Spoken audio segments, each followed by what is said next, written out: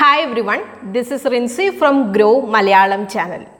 നമ്മുടെ ചാനലിൽ നമ്മൾ മിക്കപ്പോഴും 52 വീക്ക് ഹൈയിൽ നിന്ന് ഡിസ്കൗണ്ടിൽ ട്രേഡ് ചെയ്യുന്ന സ്റ്റോക്കുകളെ കുറിച്ച് വീഡിയോ ചെയ്യാറുണ്ട്. പക്ഷേ നിങ്ങൾ എപ്പോഴെങ്കിലും ചിന്തിച്ചിട്ടുണ്ടോ ഇതിൻ്റെ പിന്നിലെ കാരണം എന്താണെന്നുള്ളത്? അപ്പം നിങ്ങൾ ഏതൊരു ഇൻവെസ്റ്റ്മെൻറ്റ് ഫിലോസഫിയും നിങ്ങൾക്ക് ഫോളോ ചെയ്യാം. അത് വേണമെങ്കിൽ ഇപ്പോൾ വാല്യൂ, ഗ്രോത്ത്, മൊമെൻറ്റം അങ്ങനെ എന്ത് വേണമെങ്കിലും. പക്ഷേ ഏത് നിങ്ങൾ ഫോളോ ചെയ്താലും അതിൽ കോമൺ ആയിട്ട് വരുന്നൊരു കാര്യമുണ്ട്. അതായത് ഫണ്ടമെൻ്റലി സ്ട്രോങ് ആയിട്ടുള്ള സ്റ്റോക്കുകൾ ശരിയായ വിലയിൽ വാങ്ങുക എന്നതാണ്. അപ്പം ഒരു സ്റ്റോക്കിന് ഇപ്പം നല്ല ഗ്രോത്ത് പൊട്ടൻഷ്യൽ ഉണ്ടാകും. പക്ഷേ നിങ്ങൾ അതിപ്പോൾ ശരിയായ വിലയിലല്ല വാങ്ങുന്നതെങ്കിൽ നിങ്ങൾക്ക് അതിൽ നിന്ന് എക്സ്പെക്ട് ചെയ്യാവുന്ന റിട്ടേൺസ് കുറവായിരിക്കും. അപ്പോൾ അതുകൊണ്ട് ഇന്ന് നമ്മൾ 52 വീക്ക് ഹൈയിൽ നിന്ന് 35% ഡിസ്കൗണ്ടിൽ ട്രേഡ് ചെയ്യുന്ന 2 ഹൈ ഗ്രോത്ത് പൊട്ടൻഷ്യൽ സ്റ്റോക്കുകളെ കുറിച്ചാണ് നമ്മളിന്ന് പറയാൻ വേണ്ടിയിട്ട് പോകുന്നത്. അപ്പോൾ നമ്മൾ ഇന്ന് സെലക്ട് ചെയ്തേക്കുന്ന സ്റ്റോക്കുകളെല്ലാം ഫണ്ടമെൻ്റലി സ്ട്രോങ് ആയിട്ടുള്ള കമ്പനികൾ തന്നെയാണ്. അപ്പോൾ ഇന്ന് നമ്മൾ എടുത്തേക്കുന്ന കമ്പനികളുടെ എല്ലാം market capitalization more than 10,000 crores ആണ്. Last 10 year return CAGR more than 30% ആണ്. Last 5 year return CAGR more than 30% ആണ്. Return on equity more than 20%, return on capital employed more than 20%, അതുപോലെ തന്നെ debt to equity less than 1 ആണ്. അപ്പം ഈ ഒരു filters എല്ലാം നമ്മൾ അപ്ലൈ ചെയ്തതിന് ശേഷം ജൂണിൽ നമ്മൾ സ്റ്റോക്ക് സെലക്ട് ചെയ്തേക്കുന്നത്. അതിൽ 52 വീക്ക് ഹൈയിൽ നിന്ന് ഏറ്റവും ഡിസ്കൗണ്ടിൽ ട്രേഡ് ചെയ്യുന്ന 2 സ്റ്റോക്കുകളാണ് ഇന്ന് നമ്മൾ എടുത്തേക്കുന്നത്. അപ്പോൾ നമ്മൾ ഈ ROE അതുപോലെ തന്നെ ROC ഒക്കെ നോക്കിയിട്ടുണ്ടെങ്കിൽ കമ്പനിയിൽ ഇൻവെസ്റ്റ് ചെയ്ത ക്യാപിറ്റലിൽ നിന്ന് എത്ര പ്രോഫിറ്റ് ജനറേറ്റ് ചെയ്യുന്നുണ്ട് എന്നുള്ളത് നമുക്ക് മനസ്സിലാക്കാൻ വേണ്ടിയിട്ട് സാധിക്കും. അപ്പോൾ അതുകൊണ്ട് തന്നെ ROയും ROC ഒക്കെ കൂടുന്നതാണ് എപ്പോഴും ബെറ്റർ ആയിട്ട് കണക്കാക്കാറുള്ളത്. അപ്പോൾ ഇന്നത്തെ വീഡിയോയിൽ നമ്മൾ മെൻഷൻ ചെയ്തിരിക്കുന്ന നമ്പേഴ്സ് ഒക്കെ വരുന്നത് 22 മെയ് 2023 ബേസിസിലാണ്. സോ ഇന്നത്തെ വീഡിയോയിൽ നമ്മൾ ഏതൊക്കെയാണെന്നുള്ളതൊക്കെ നമ്മൾ നോക്കാൻ പോവാണ്. ബട്ട് അതിനു മുമ്പ് നമ്മുടെ ചാനൽ ആദ്യമായിട്ട് കാണുന്ന ആരെങ്കിലും ഉണ്ടെങ്കിൽ നമ്മുടെ ചാനൽ ഒന്ന് സബ്സ്ക്രൈബ് ചെയ്യാൻ വേണ്ടി ശ്രദ്ധിക്കുക. അതുപോലെ തന്നെ നമ്മൾ ഇൻസ്റ്റഗ്രാം അതുപോലെ FB ഹാൻഡിൽസും കൂടി നിങ്ങൾ ഫോളോ ചെയ്യാം. അതുപോലെ തന്നെ ഇന്നത്തെ വീഡിയോ നമ്മൾ ഫുള്ളി എഡ്യൂക്കേഷണൽ പർപ്പസിനാണ് കവർ ചെയ്തിരിക്കുന്നത്. ഇതൊരു ബയോ സെൽ റെക്കമെൻഡേഷൻ അല്ല. So let's begin today's video.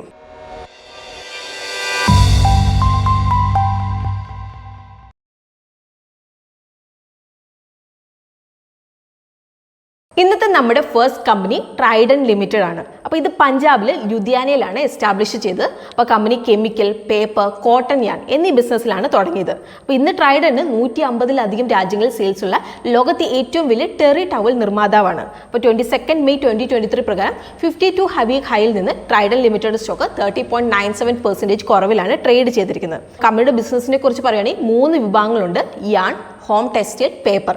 അപ്പോൾ ഈ ഓരോ വിഭാഗങ്ങളും നമുക്ക് ഓരോന്നായിട്ട് നമുക്ക് മനസ്സിലാക്കാം. അപ്പോൾ ആദ്യത്തെ കോട്ടൺ യാൺ. അപ്പോൾ ഇന്ത്യയിലെ ഒരേ ഒരു സ്ഥലത്ത് സ്ഥാപിച്ചിരിക്കുന്ന ഇന്ത്യയിലെ ഏറ്റവും വലിയ സ്പിന്നിങ് സ്ഥാപനം ട്രൈഡന്റ് ലിമിറ്റഡ് ഉണ്ട്.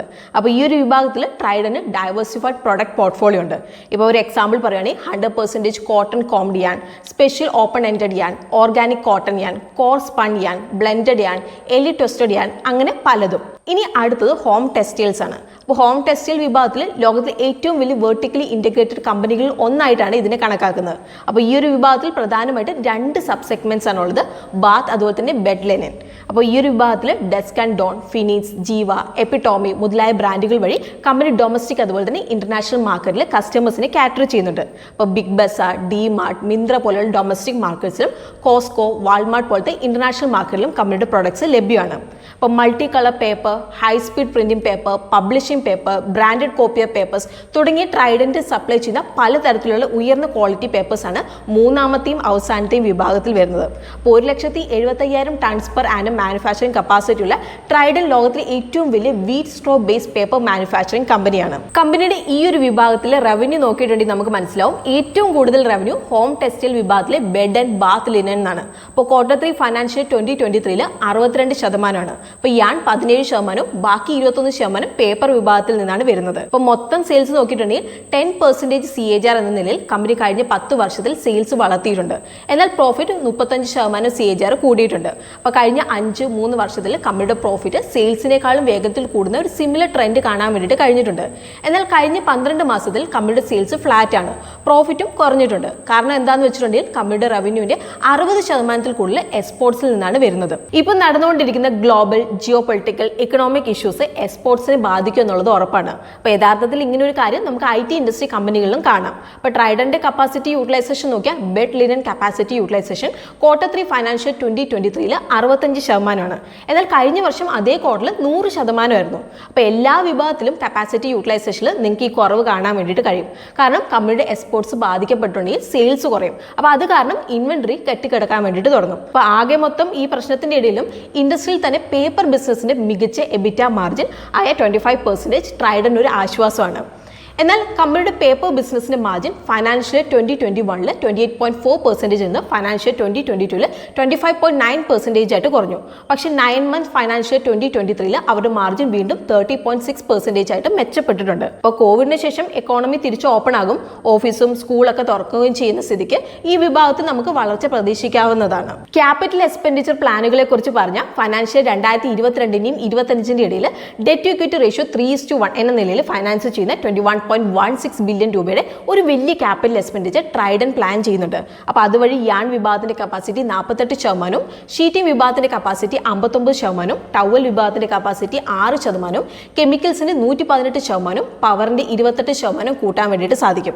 അപ്പോൾ ഓരോ ഫേസായി കൂടിയ കപ്പാസിറ്റി മാർച്ച് 2024 ഓപ്പറേഷനിലാവും. അപ്പം ഇനി വരാനിരിക്കുന്ന സമയങ്ങളിൽ അത് കമ്പനിയുടെ വോളിയം കൂട്ടാൻ വേണ്ടിയിട്ട് സഹായിക്കും. അപ്പോൾ കമ്പനിയുടെ വർക്കിംഗ് ക്യാപിറ്റൽ ഡേ സൈക്കിൾ നോക്കുകയാണെങ്കിൽ ഫൈനാൻഷ്യൽ 2021 അപേക്ഷിച്ച് ഫൈനാൻഷ്യൽ 2022 93 നിന്ന് 79 ദിവസമായിട്ട് കുറഞ്ഞിട്ടുണ്ട്. അപ്പോൾ അതൊരു പോസിറ്റീവ് സൈൻ തന്നെയാണ്. ഇനി നമുക്ക് കുറച്ച് ഫൈനാൻഷ്യൽ നമ്പേഴ്സ് നമുക്ക് നോക്കാം. അപ്പോൾ ഇത് നമുക്ക് അവരുടെ ലിസ്റ്റഡ് കോമ്പറ്റേറ്റേഴ്സ് ആയ വർദ്ധമാൻ ടെക്സ്റ്റൈൽസ് അതുപോലെ വെൽസ്പൺ ഇന്ത്യ ആയിട്ടൊന്ന് കമ്പയർ ചെയ്യാം. ഇപ്പോൾ വാല്യൂഷനെ കുറിച്ചിട്ട് പറയുകയാണെങ്കിൽ വർദ്ധമാൻ ടെക്സ്റ്റൈൽസ് ട്രൈഡന്റെയും വെൽസ്പൺ ഇന്ത്യനെയും അപേക്ഷിച്ച് ഡിസ്കൗണ്ടിലാണ് ട്രേഡ് ചെയ്യുന്നത്. പക്ഷേ ട്രൈഡൻ ആണ് മറ്റ് രണ്ട് പേരെക്കാളും ഉയർന്ന ROI ഉണ്ടാക്കുന്നത്. ഇപ്പോൾ റിട്ടേൺസ് നോക്കിയിട്ടുണ്ടെങ്കിൽ ട്രൈഡനും വർദ്ധമാനും കഴിഞ്ഞ വർഷം നെഗറ്റീവ് റിട്ടേൺസ് കൊടുത്തിട്ടുണ്ട്. എന്നാൽ വെൽസ്പൺ അവരുടെ ഇൻവെസ്റ്റേഴ്സിന് 35% റിട്ടേൺസ് നൽകിയിട്ടുണ്ട്. അപ്പോൾ ഇതുകൂടാതെ ഇപ്പോൾ നിങ്ങൾ സ്ക്രീനിൽ നോക്കിയിട്ടുണ്ടെങ്കിൽ ടോപ്പ് ക്രെഡിറ്റ് റേറ്റിംഗ് ഏജൻസികൾക്ക് ട്രെൻഡിന് നൽകിയിരിക്കുന്ന റേറ്റിംഗ് നിങ്ങൾക്ക് കാണാൻ വേണ്ടിയിട്ട് സാധിക്കും. ഇനി ഇന്നത്തെ നമ്മുടെ രണ്ടാമത്തെ കമ്പനി ഏതാണെന്നുള്ളത് നമുക്ക് നോക്കാം. അപ്പോൾ ഇന്നത്തെ നമ്മുടെ രണ്ടാമത്തെ കമ്പനി ടാറ്റ ഗ്രൂപ്പിന്റെ ഒരു IT കമ്പനിയാണ്. അപ്പോൾ കഴിഞ്ഞ കുറച്ച് വർഷങ്ങളിൽ എപ്പോഴും തന്നെ ന്യൂസിൽ വന്നിട്ടുള്ള ഒരു കമ്പനിയാണിത്. കാരണം ഏപ്രിൽ 2020 ഓഗസ്റ്റ് 2022 ഇടയ്ക്ക് ഇൻവെസ്റ്റേഴ്സിന് ഏകദേശം 1600% റിട്ടേൺസ് നൽകിയ കമ്പനിയാണിത്. അതായത് ഈ ഒരു കമ്പനിയിൽ നിങ്ങൾ ഇപ്പോൾ ഏപ്രിൽ 2020 1 ലക്ഷം രൂപ നിങ്ങൾ ഇൻവെസ്റ്റ് ചെയ്തിരുന്നെങ്കിൽ അത് ഓഗസ്റ്റ് 2022 17 ലക്ഷം രൂപയായനെ. അപ്പോൾ ഞാൻ ഈ പറയുന്നത് ടാറ്റ എൽഎക്സിനെ കുറിച്ചാണ്. അപ്പോൾ 22 മെയ് 2023 പ്രകാരം ടാറ്റ എൽഎക്സിയുടെ സ്റ്റോക്ക് അവർ 52 വീക്ക് ഹൈയിൽ നിന്ന് 35.29% ഡിസ്കൗണ്ടിലാണ് ട്രേഡ് ചെയ്യുന്നത്. ടാറ്റ എൽഎക്സി ഒരു ER&D ആണ്, അതായത് എഞ്ചിനീയറിംഗ് റിസർച്ച് ആൻഡ് ഡെവലപ്മെന്റ് കമ്പനിയാണ്. അപ്പോൾ ഈ അടുത്ത കാലത്ത് പ്രമുഖ ഇൻവെസ്റ്ററായ സൗരവ് മുഖർജി ടാറ്റ എൽഎക്സി സ്റ്റോക്കിലേക്ക് കടന്നതിനെ കുറിച്ച് സംസാരിച്ചിരുന്നു. അപ്പം ടാറ്റ എൽഎക്സിനെ കുറിച്ച് സൗരവ് മുഖർജി എന്താണ് പറയാനുള്ളതെന്ന് നമുക്കൊന്ന് കാണാം. Saurav Mukherjee of Marcellus Investment Managers here are why he continues to like Tata Elxsi. In the design of automobiles, in the design of say OTT platforms as front end, in the design of many of the features we see in mobile phones, Tata Elxsi is increasingly emerged as a global leader. And as car design, as auto design moves away from the Purana mode, which was once in 10 years a Toyota gets a refresh or a Honda gets a refresh, as we move away from that into a car design refresh cycle, which is more like what Apple does with its phones, the addressable market for Tata Elxsi, we reckon, has expanded significantly. So it's a dominant player. It's the largest in India in engineering and industrial design. Firms like LTTS and Tata Elxsi, which are in our portfolio, they are more in engineering and industrial design services. This is slightly different from IT services. In IT services, TCS remains our mainstay. So Tata Elxsi, automotive, broadcast and communications, healthcare എന്ന വിഭാഗങ്ങളിൽ ടാറ്റ എൽഎക്സി ഡിസൈനും technology സർവീസസും നൽകുന്നുണ്ട്. Company 2 സെഗ്മെന്റിൽ operate ചെയ്യുന്നുണ്ട്. Software development and services, അതുപോലെ system integration support. അപ്പോൾ software development service വിഭാഗത്തെ വീണ്ടും 2 സെഗ്മെന്റ് ആക്കാം. EPD എന്ന എംബഡഡ് പ്രൊഡക്റ്റ് ഡിസൈൻ, പിന്നെ IDV എന്ന ഇൻഡസ്ട്രിയൽ ഡിസൈൻ ആൻഡ് വിഷ്വലൈസേഷൻ. അപ്പോൾ EPD വിഭാഗത്തിൽ company technology consulting, new product design, development, testing സർവീസുകളൊക്കെ പല വിഭാഗങ്ങളിലുള്ള ക്ലയൻസിന് വേണ്ടിയിട്ട് നൽകുന്നുണ്ട്. IDV വിഭാഗത്തിലൂടെ company consumer research and strategy, branding and graphics, product design, service design, user experience design, transportation design, 3D prototyping, visualisation എന്നീ സർവീസുകളൊക്കെ ക്ലയൻസിന് നൽകുന്നുണ്ട്. അപ്പോൾ സിസ്റ്റം ഇന്റഗ്രേഷൻ സപ്പോർട്ട് എന്ന, അതായത് SIS എന്ന വിഭാഗത്തെക്കുറിച്ച് സംസാരിച്ചാൽ ഇവിടെ Tata Elxsi cloud and infrastructure management, virtual reality, 3D printing and robotics എന്നീ ഫീൽഡിൽ പ്രൊഫഷണൽ സർവീസസും നൽകുന്നുണ്ട്. അപ്പോൾ ടാറ്റ എൽഎക്സിയുടെ 86% റവന്യൂ EPD ബിസിനസ്സിൽ നിന്നും 11.3% IDVയിൽ നിന്നും 2.9% SIS നിന്നാണ് വരുന്നത്. അപ്പോൾ പല സെക്ടറിലേക്ക് ടാറ്റ എൽഎക്സിക്ക് പ്രസൻസ് ഉണ്ട്. അപ്പോൾ ഓട്ടോമോട്ടീവ് ആൻഡ് ട്രാൻസ്പോർട്ടേഷൻ സെക്ടറിൽ company design and product engineering സർവീസുകൾ ഒറിജിനൽ എക്യുപ്മെന്റ് മാനുഫാക്ചേഴ്സിനും ബാക്കി സപ്ലൈസിനും നൽകുന്നുണ്ട്. അപ്പോൾ ഇതുകൂടാതെ കമ്പനി ബ്രോഡ്കാസ്റ്റേഴ്സിനും ഓപ്പറേറ്റേഴ്സിനും smarter living, engage entertainment and IoT, analytics and artificial intelligence driven digital future solutions നൽകുന്നുണ്ട്.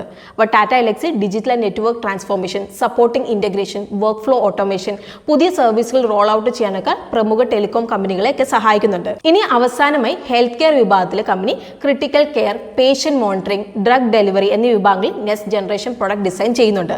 അപ്പോൾ ഇൻഡസ്ട്രി വൈസ് റവന്യൂ നോക്കിയിട്ടുണ്ടെങ്കിൽ 45% റവന്യൂ ട്രാൻസ്പോർട്ടേഷൻ ഓട്ടോമോട്ടീവിൽ നിന്നും, 40% മീഡിയ ആൻഡ് കമ്മ്യൂണിക്കേഷനിൽ നിന്നും, ബാക്കി ഹെൽത്ത് കെയർ സെക്ടറിൽ നിന്നാണ് വരുന്നത്. ഇനി മറ്റ് ടെക്നോളജി കമ്പനികളെ പോലെ ഈ കമ്പനിക്കും പ്രധാനമായിട്ടൊരു കാര്യമുണ്ട്. അതാണ് അവരുടെ റവന്യൂവിന്റെ ജോഗ്രഫിക്കൽ ഡൈവേഴ്സിഫിക്കേഷൻ. അപ്പോൾ കമ്പനിയുടെ ഏറ്റവും അധികം റവന്യൂ ഇന്ത്യയുടെ പുറത്തു നിന്നാണ് വരുന്നത്. അപ്പോൾ യഥാർത്ഥത്തിൽ ഇന്ത്യയിൽ നിന്ന് കോൺട്രിബ്യൂഷൻ 17% മാത്രമാണുള്ളത്. അപ്പോൾ കമ്പനിയുടെ 43% US-ൽ നിന്നും 34% യൂറോപ്പിൽ നിന്നാണ് വരുന്നത്. അപ്പോൾ അതായത് ഈ പ്രദേശങ്ങളിൽ എന്തെങ്കിലും ജിയോ പൊളിറ്റിക്കൽ അതുപോലെ തന്നെ എക്കണോമിക് പ്രശ്നങ്ങളൊക്കെ ഉണ്ടായിട്ടുണ്ടെങ്കിൽ അത് കമ്പനിനെ ബാധിക്കുമെന്നാണ് ഇതിന്റെ അർത്ഥം. കണക്കുകൾ കാണിക്കുന്നത് കഴിഞ്ഞ 10 വർഷങ്ങളിൽ കമ്പനിയുടെ റവന്യൂ 17% കോമ്പൗണ്ട് ചെയ്തിട്ടുണ്ട്.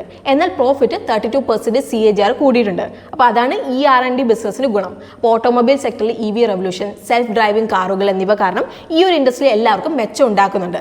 എന്നാൽ കമ്പനിയുടെ ക്വാർട്ടർലി കണക്കുകളുടെ ബേസിൽ നമ്മൾ നോക്കുകയാണെങ്കിൽ സെയിൽസ് വളർച്ച സ്ലോ ഡൗൺ നമുക്ക് കാണാം. അപ്പോൾ യഥാർത്ഥത്തിൽ കഴിഞ്ഞ 2-3 ക്വാർട്ടറിലായിട്ട് ഫ്ലാറ്റ് ആണ്. IT കമ്പനികളിൽ നിങ്ങൾക്ക് ഈ ഒരു ട്രെൻഡ് കാണാം. അപ്പോൾ കൂടുതൽ റവന്യൂ കോൺസെൻട്രേഷൻ, മികച്ച കഴിവുള്ള എംപ്ലോയീസിന്റെ ഡിമാൻഡ്, ഉയർന്നു വരുന്ന അട്രീഷൻ എന്നിവ US-ലും യൂറോപ്പിലെയും പോലെയാണ്. അപ്പോൾ കമ്പനിയുടെ ഒരു കാര്യം കൂടി നമ്മൾ മോണിറ്റർ ചെയ്യേണ്ടതുണ്ട്. അതാണ് വർക്കിംഗ് ക്യാപിറ്റൽ സൈക്കിൾ. അപ്പോൾ ഫൈനാൻഷ്യൽ 2022 50 ഡേയ്സിൽ നിന്ന് ഫൈനാൻഷ്യൽ 2023 78 ഡേയ്സ് ആയിട്ട് വർക്കിംഗ് ക്യാപിറ്റൽസ് കൂടിയിട്ടുണ്ട്. അപ്പോൾ അതൊരു നെഗറ്റീവ് സൈൻ ആണ്. ഇനി നമുക്ക് ടാറ്റ എലക്സിയുടെ പ്രധാന കണക്കുകൾ നോക്കാം. എന്നിട്ട് അവരുടെ ലിസ്റ്റഡ് കോമ്പറ്റേറ്റേഴ്സ് ആയ KPIT അതുപോലെ L&T ടെക്നോളജി സർവീസ് ലിമിറ്റഡ് ആയിട്ട് നമുക്കൊന്ന് കമ്പയർ ചെയ്യാം. ഇപ്പോൾ വാല്യൂവേഷൻ നോക്കിയിട്ടുണ്ടെങ്കിൽ ടാറ്റ എലക്സി L&T ടെക്നോളജി സർവീസിനെ അപേക്ഷിച്ച് പ്രീമിയത്തിലാണ് ട്രേഡ് ചെയ്യുന്നത്. എന്നാൽ KPITയുടെയും PE വരുന്നത് 2 കമ്പനിയേക്കാളും വളരെ കൂടുതലാണ്. അപ്പോൾ 3 കമ്പനികളും വളരെ കുറവ് ഡെറ്റ് ടു ഇക്വിറ്റി മാത്രമേ ഉള്ളൂ. അപ്പോൾ ROIയുടെ കാര്യത്തിൽ ടാറ്റ എലക്സി മറ്റ് 2 കമ്പനിയേക്കാളും മെച്ചത്തിലാണ് പെർഫോം ചെയ്യുന്നത്. എന്നാൽ കഴിഞ്ഞ ഒരു വർഷത്തിൽ മികച്ച പെർഫോമൻസ് കാണിച്ചിട്ടുണ്ട്.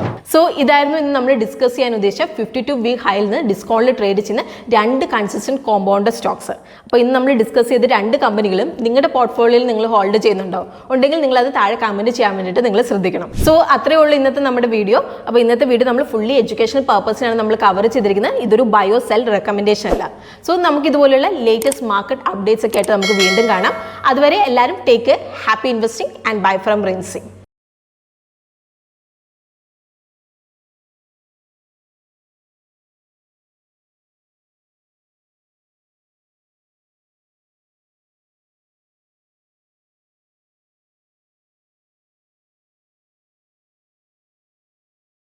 Investment in securities market are subject to market risks. Read all the related documents carefully before investing. Please read the risk disclosure documents carefully before investing in equity shares, derivatives, mutual fund, and or other instruments traded on the stock exchanges.